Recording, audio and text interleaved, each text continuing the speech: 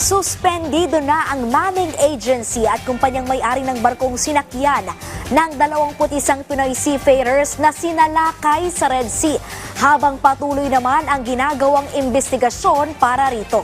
Narito ang ulat. Nilusob, pinuntirya ng missile at pinalubog.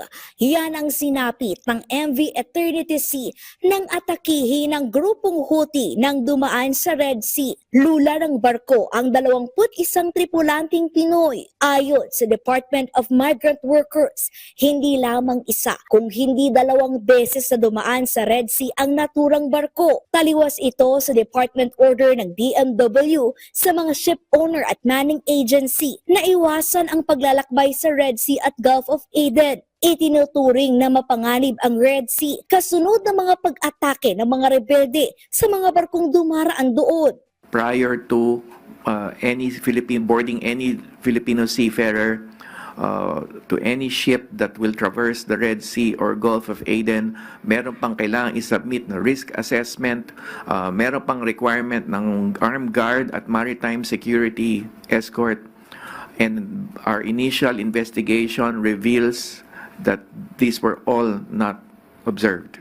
Sabi ng DMW, binaybay ng MV Eternity Sea ang Red Sea nang dumaan ito sa Egypt patungo ng Somalia. Muling naglayag sa high-risk zone pabalik ng Jeddah. Sinuspinde na ang manning agency at kumpanyang nagmamay-ari sa MV Eternity Sea. Patuloy ang ginagawang investigasyon ng DMW. Posible silang maharap sa kasong administratibo at kriminal. Puspusa naman ang ginagawang search and rescue operation. Sa ngayon, 5 na ang nasagip mula sa nilusob na barko. 16 ang hinahanap. Kinukumpirma ng DMW ang impormasyon na hawak sila ng grupong Houthi habang biniberipika naman ang ulat ng mga nasawi.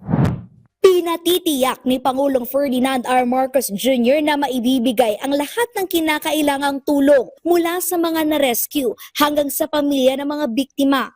Yung standing directive ng ating mahal na Pangulo na gawin ng lahat para magbigyan ng ganap na proteksyon ang ating mga OFWs at lalo ng ating mga marinong Pilipino at ang kanilang mga pamilya. Kabilang sa ibibigay ng pamahalaan ang medical at legal assistance, gayon din ang tulong pinansyal. Bukas nakatakdang umuwi sa bansa ang mga sakay ng MV Magic Sea na sinalakay din ng mga rebelde.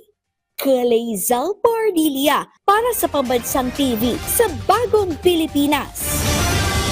Samantala, kinumpirma ni DMW Secretary Kakdak na nasa 8 Pilipino na ang na-rescue habang 13 Pilipinong tripulante pa rin ang hinahanap. Patuloy na biniberipika ang impormasyon ng nasa 3 hanggang 4 na seafarers na posibleng namatay.